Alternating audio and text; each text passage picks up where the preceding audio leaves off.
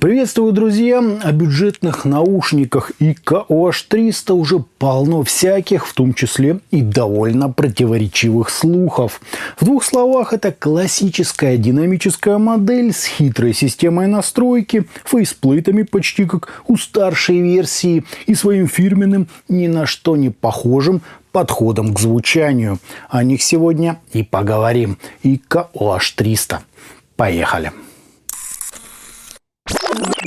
Пришли наушники в небольшой черной коробке с логотипом Hi-Res аудиосертификации, изображением непосредственно модели, заводским графиком АЧХ, а также перечнем их технических характеристик, где я бы отметил наличие интересной такой композитной диафрагмы, импеданс равный 32 Ома и чувствительность в 107 дБ. В комплект нам положили пару картонок и два набора серых силиконовых амбушюр посредственного качества. Кабель, хотя и выглядит достойно, он гибкий, витой и с L-образным штекером, однако сопротивление у него на каждый жил составляет целых 0,9 Ома, то есть шнурок тоже на свои деньги. Сами чашечки выполнены, судя по всему, из пластика, сквозь который прекрасно виден тот самый хитрый 10-миллиметровый динамик, компенсационное отверстие над ним, а также еще одно, судя по всему, для вентиляции сверху. На внешнюю же часть нам вынесли настроечный блок со специальной витриной.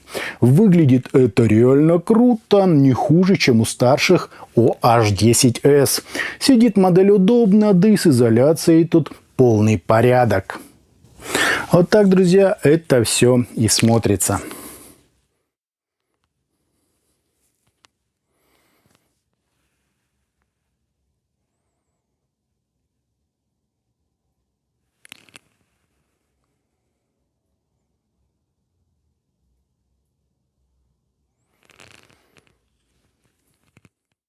По измерениям здесь довольно быстрый по скорости затухания импульс, незначительные расхождения между каналами и искажения в пике, достигающие 0,35%, что очень неплохо. Фаза ведет себя естественно, а затухания на 30 и 60 дБ идут без каких-либо возмущений.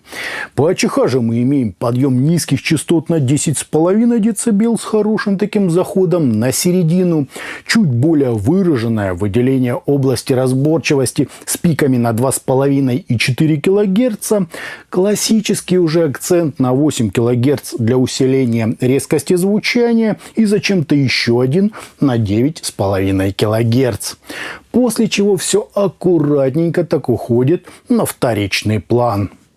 Если сравнить это с HRC, то у последнего куда более комфортная верхняя середина и протяженные верха. А вот с OH10S у них гораздо больше общего, с некоторыми отличиями на самом верху диапазона. То есть, по крайней мере по настройке, это действительно упрощенная версия OH10S. Я бы только сказал, сильно упрощенная. По своему же характеру IK-OH300 еще проще, чем вот только рассмотренные нами Celeste и Verne Pro. Они суши, какие-то немного глухие, также почти без презентации, прорисовки сцены в глубину, открытости, с легкой зажатостью и чуть прибранной динамикой.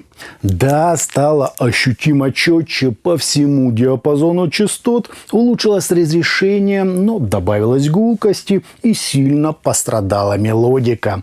Обычно про такой звук говорят, что он нейтральный или с элементами мониторности, но за счет массивного такого с хорошей глубиной баса это все-таки не совсем точное определение. В плане настройки в Verne Pro тоже все было куда комфортнее и безопаснее. OH300 могут слегка резануть на верхах, да и эти самые верха здесь какие-то немного искусственные. А вот в сравнении с 7 Гц Zero 2 герой обзора гораздо массивнее, басовитее, с чуть лучшей выразительностью, но очевидно менее точной и с более экспрессивной настройкой. В данном случае я бы, наверное, поставил между ними знак эквивалентности. Да, не один в один, но по достоинствам и недостаткам у них практически паритет.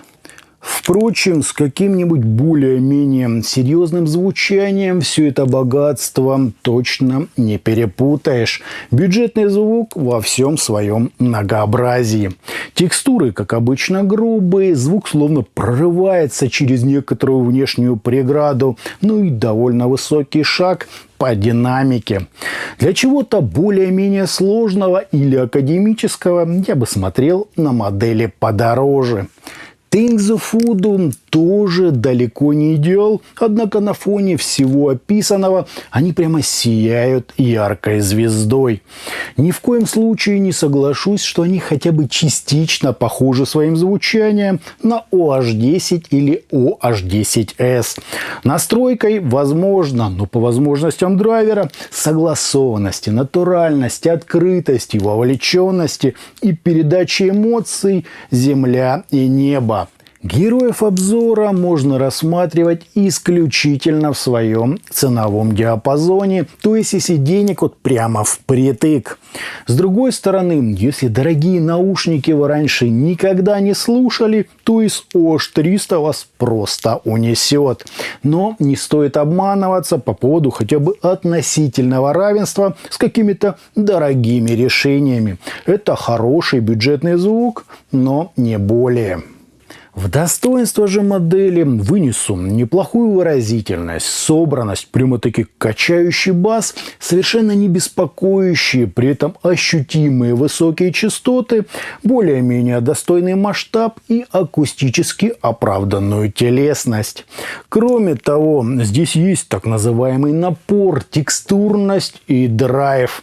Образы, хотя и крупные, но неплохо прорисованные, в наличии вполне добротное разделение инструментов, а также передача затуханий и всевозможных оттенков звучания. По стилистике я бы рекомендовал что-то несложное или, скажем, тяжелое. Источник тоже лучше брать помощнее, желательно стационарный. Хотя понятно, что ничего серьезного к наушникам за $30 вы точно не купите. А это, так сказать, усугубляет ситуацию. В целом, динамические наушники IKA OH300 удобно сидят, очень достойно выглядят и весьма неплохо, как для своей цены, звучат. С мощным таким глубоким басом, четкой, хорошо прорисованной и при этом довольно весомой серединкой и вполне ощутимыми высокими частотами. У модели реально есть характер, напор и драйв, чем она мне, собственно, и нравится. За плюс-минус $30 это вполне достойное решение, но никакой не убийца флагманов. Добавить мне здесь нечего. Это были наушники IKA OH300. Не забывайте, что у нас есть группы ВКонтакте и Телеграме. Обязательно на них подписывайтесь. Всем, друзья, добра!